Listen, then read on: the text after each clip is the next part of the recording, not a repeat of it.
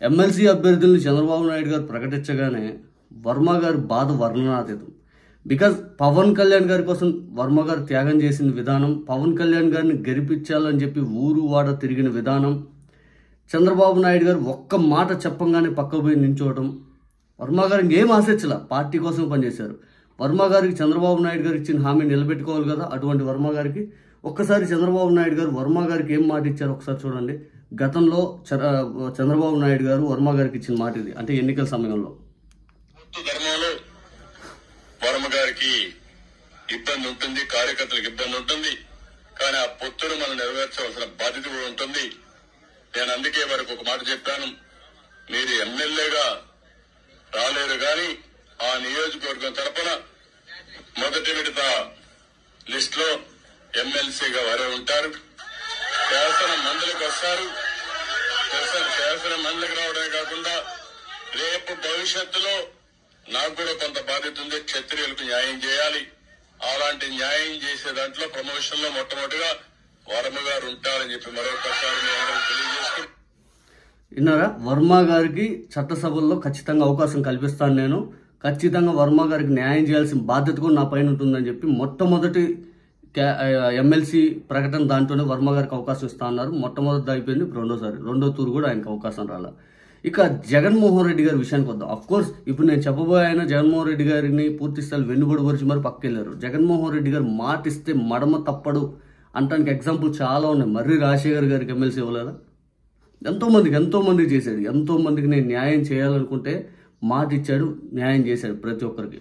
అందులో జంగా కృష్ణమూర్తి గారికి 2016 ఆ టైంలో కాసు మహేష్ రెడ్డి గారు వైఎస్ఆర్ కాంగ్రెస్ పార్టీలో చేరుతున్నారు. ఆ సమయంలో జంగా కృష్ణమూర్తి గారు గురజాల నియోజకవర్గ ఇన్ఛార్జిగా ఉంటే, అన్న ఇక్కడ కాసు మహేష్ రెడ్డి గారిని ఇన్ఛార్జిగా ప్రకటిస్తున్నాను, ఖచ్చితంగా మీకు భవిష్యత్తులో ఏదైనా వేరే అవకాశం చూస్తాను, ఎమ్మెల్సీగా మీకు అవకాశం ఇస్తానంటే ఆయన కూడా హుందాతనంగా పక్క తప్పుకున్నాడు.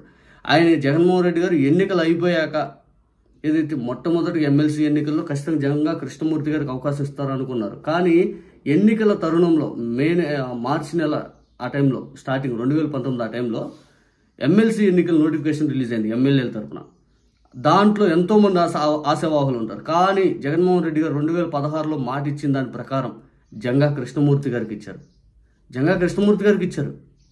చూడండి, కాబట్టి మాట ఇచ్చాడు, మడమ తిప్పల. ఫస్ట్ ఆ తర్వాత ఎన్నికలు జరిగిన వెంటనే జంగా కృష్ణమూర్తి గారికి చట్టసభల్లో అవకాశం ఇచ్చారు.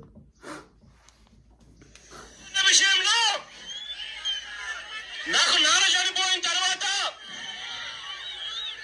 చంద్రన్న లాంటి వాళ్ళు నాకు నాన్నగా నిలబడిన వ్యక్తులు ఎట్టి పరిస్థితుల్లోనూ చంద్రన్నకు అన్యాయం జరగదు అని చెప్పి నేను చెప్తా ఉన్నా. ముఖ్యమంత్రిగా ప్రమాణ స్వీకారం చేసిన 6 నెలలకే చంద్రన్న నా పక్కన కూర్చోబెట్టుకుంటారు తర్వాత అనుకున్నాను, కానీ ముందు వచ్చి చెప్తా ఉన్నా. చట్టసభల్లోకి తీసుకొని వస్తాను, నా పక్కన జగన్ను కూర్చోబెట్టుకుంటాను అని చెప్పి కూడా గట్టిగా చెప్తా ఉన్నా. ఎమ్మెల్సీ ఎన్నికలు జరగబోతా ఉన్నాయి. 22వ తారీఖున నోటిఫికేషన్ ఇస్తా ఉన్నారట. మన వైఎస్ఆర్ కాంగ్రెస్ పార్టీకి ఒకే ఒక్క ఎమ్మెల్సీ పదవి మాత్రమే వస్తా ఉంది. చంద్రబాబు నాయుడు గారి పార్టీకి 4 పదవులు వస్తా ఉన్నాయి. కానీ వైఎస్ఆర్ కాంగ్రెస్ పార్టీకి ఒకే ఒకటి వస్తా ఉంది, ఎమ్మెల్సీ పదవి. ఆ ఎమ్మెల్సీ పదవి, ఆ ఒకే ఒకటి వైఎస్ఆర్ కాంగ్రెస్ పార్టీకి వచ్చే ఆ ఎమ్మెల్సీ పదవి జంగా కృష్ణమూర్తికి ఇవ్వబోతా ఉన్నాడు అని చెప్పి హామీ ఇస్తా ఉన్నా.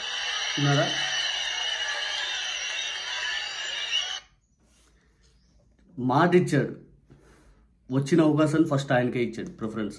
ఒక నియోజకవర్గాన్ని త్యాగం చేసి వేరే అభ్యర్థికి జగన్మోహన్ రెడ్డి గారు మాట కాదనకుండా ఇచ్చినందుకు పూర్తి గుర్తు పెట్టుకొని ఒక బీసీ నాయకుడు అయినటువంటి జంగా కృష్ణమూర్తి గారిని తీసుకెళ్లి ఎమ్మెల్సీ అవకాశం ఇచ్చాడు.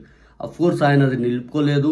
వైఎస్ఆర్ కాంగ్రెస్ పార్టీకి రాజీనామా చేసి బీసీలకు అన్యాయం జరిగింది ఇదని ఎన్నికల సమయం కంటే ముందు ఆయన విపరీతంగా ప్రచారం చేశాడు. కానీ ఏదేమైనా జగన్మోహన్ రెడ్డి గారు చెప్పిన మాట తప్పల, మోసం చేయాల, ఇచ్చాడు. అది జగన్మోహన్ రెడ్డి గారు.